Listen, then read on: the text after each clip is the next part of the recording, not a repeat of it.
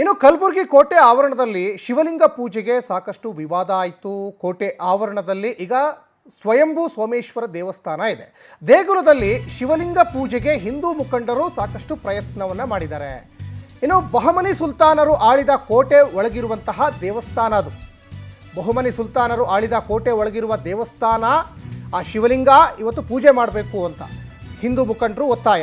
ಪುರಾತತ್ವ ಇಲಾಖೆ ವ್ಯಾಪ್ತಿಯಡಿ ದೇಗುಲ ಬರುತ್ತೆ. ಶಿವರಾತ್ರಿ ಪೂಜೆಗೆ ಈಗ ಹಿಂದೂ ಮುಖಂಡರು ಪಟ್ಟು ಹಿಡಿದಿದ್ದಾರೆ.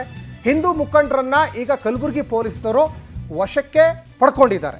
ಅಂದರೆ ಇವತ್ತು ಶಿವರಾತ್ರಿ ಹಿಂದೂಗಳ ಒಂದು ಪವಿತ್ರ ಹಬ್ಬ ಅಲ್ವಾ, ಆ ನಿಟ್ಟಿನಲ್ಲಿ ನಾವು ಶಿವಲಿಂಗಕ್ಕೆ ಪೂಜೆ ಮಾಡ್ತೀವಿ ಅಂತ ಸಾಕಷ್ಟು ಜನ ಹಿಂದೂ ಮುಖಂಡರಲ್ಲಿ ಹೋಗಿರ್ಲಿಕ್ಕೂ ಕೂಡ ಸಾಧ್ಯತೆ ಇದೆ. ಇವತ್ತು ನೀವು ಪೊಲೀಸ್ನವರು ಅವ್ರನ್ನ ಅರೆಸ್ಟ್ ಮಾಡ್ತೀರಾ ಅಂದರೆ ಇದಕ್ಕೆ ಏನು ಹೇಳಬೇಕು ಅರ್ಥ ಆಗ್ತಾ ಇಲ್ಲ. ಅಂದರೆ ಏನಾದರೂ ಬೇರೆ ಬೇರೆ ಕೋಮು ಗಲಭೆಗಳಿಗೆ ಕಾರಣ ಆಗ್ಬೋದು, ಆ ನಿಟ್ಟಿನಲ್ಲಿ ಪೊಲೀಸ್ನವರು ಅವ್ರನ್ನ ಅರೆಸ್ಟ್ ಮಾಡಿರ್ಬೋದು. ಇನ್ನೊಂದು ಕಡೆ ಈಗ ಪುರಾತತ್ವ ಇಲಾಖೆಯ ವ್ಯಾಪ್ತಿಯಡಿ ಆ ದೇಗುಲ ಬರ್ತದೆ. ಶಿವರಾತ್ರಿ ಇರೋದ್ರಿಂದ ಇವತ್ತು ಶಿವನಿಗೆ ಪೂಜೆ ಮಾಡ್ತೀವಿ, ಶಿವಲಿಂಗಕ್ಕೆ ಪೂಜೆ ಮಾಡ್ತೀವಿ ಅಂತ ಅವ್ರು ಹೋಗಿರ್ತಾರೆ. ಅಲ್ಲಿಂದ ಸದ್ದುಗದ್ದಲ ಮಾಡಬೇಕಂತ ಹೋಗಿದ್ದಂಥದ್ದು ಅಲ್ಲ. ಆದರೆ ಪೊಲೀಸ್ನವರು ಅವ್ರನ್ನ ಅರೆಸ್ಟ್ ಮಾಡಿದ್ದಾರೆ. ಅಲ್ಲಿ ದೃಶ್ಯಾವಳಿಯಲ್ಲಿ ಕೂಡ ಗಮನಿಸ್ತಾ ಇದ್ದೀರಾ. ಒಂದಿಷ್ಟು ಪೊಲೀಸ್ನವರು ಹಿಂದೂ ಮುಖಂಡರ ನಡುವೆ ಮಾತಿನ ಚಕಮಕಿ ನಡೀತಾ ಇರೋದು ಕೂಡ ಇಲ್ಲಿ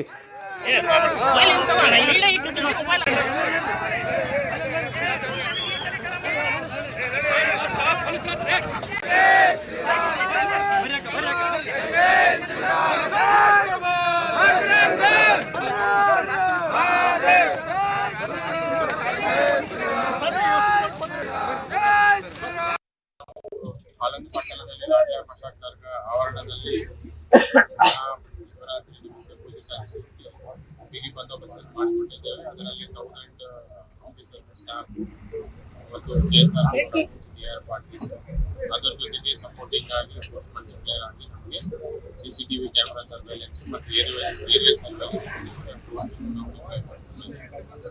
ಸೊ ಎಲ್ಲ ಏರಿಯಾಸ್, ಎಲ್ಲ ಪಾಯಿಂಟ್ಸ್ ಸೆನ್ಸಿಟಿವ್ ಏರಿಯಾಸ್ ಕವರ್ ಮಾಡ್ಕೊಂಡಿದ್ದೇವೆ. ಮತ್ತು ವೆಹಿಕಲ್ಸ್ ಏನು ಆನಂದ ಟೌನಲ್ಲಿ ಯಾವ್ಯಾವ ವೆಹಿಕಲ್ಸ್ ಎಂಟರ್ ಆಗ್ತದೆ ಅದಕ್ಕೆ ನಾವು ಎಂಟ್ರಿ ಪಾಯಿಂಟ್ಸ್ ಎಲ್ಲ ಚೆಕಿಂಗ್ ಮಾಡ್ತಾ ಇದ್ದೀವಿ. ಯಾವುದೇ ಥರ ನಾವು ನಿರ್ಬಂಧ ಇಟ್ಟಿಲ್ಲ.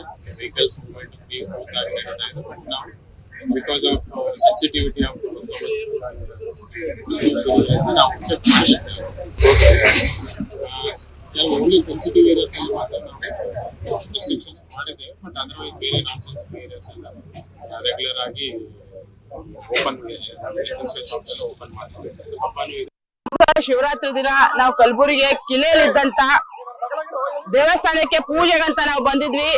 ಇಲ್ಲಿ ಆರ್ಕಿಯಾಲಜಿ ಡಿಪಾರ್ಟ್ಮೆಂಟ್ ಅವ್ರು ಹೇಳ್ತಾರಂತೆ ಅಲ್ಲಿದ್ದಂತ ಗುಡಿಗೆ ಸಾರ್ವಜನಿಕರಿಗೆ ಪೂಜೆಗೆ ಅವಕಾಶ ಕೊಡಬೇಡ್ರಿ ಅಂತ ಒಂದ್ ಮಾತನ್ನ ಹೇಳ್ತಾರಂತೆ.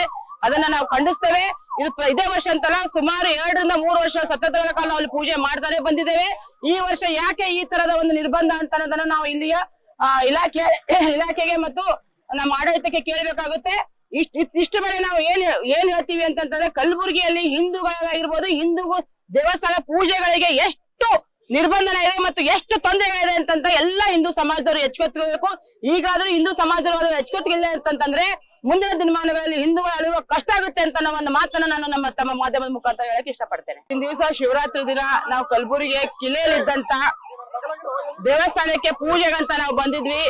ಇಲ್ಲಿ ಈ ಬಗ್ಗೆ ಸಾಕಷ್ಟು ಡೀಟೇಲ್ಸ್ ಅನ್ನು ತಿಳ್ಕೊಳ್ತಾ ಹೋಗೋಣ. ನಮ್ಮ ಪ್ರತಿನಿಧಿ ಅನಿಲ್ ಸ್ವಾಮಿ ಹೆಚ್ಚಿನ ಡೀಟೇಲ್ಸ್ ಕೊಡ್ತಾ ಹೋಗ್ತಾರೆ. ಅನಿಲ್ ಸ್ವಾಮಿ, ಇವತ್ತು ಶಿವರಾತ್ರಿ ನಿಮಿತ್ತವಾಗಿ ಹಿಂದೂ ಮುಖಂಡರು ಆ ಕೋಟೆ ಭಾಗದಲ್ಲಿದ್ದಂತಹ ಶಿವಲಿಂಗಕ್ಕೆ ಪೂಜೆ ಮಾಡ್ತೀವಿ ಅಂದರು. ಬೇರೆ ದಿವಸಗಳಲ್ಲಿ ಅಲ್ಲಿ ಪೂಜೆ ನಡೆಯಲ್ವಾ?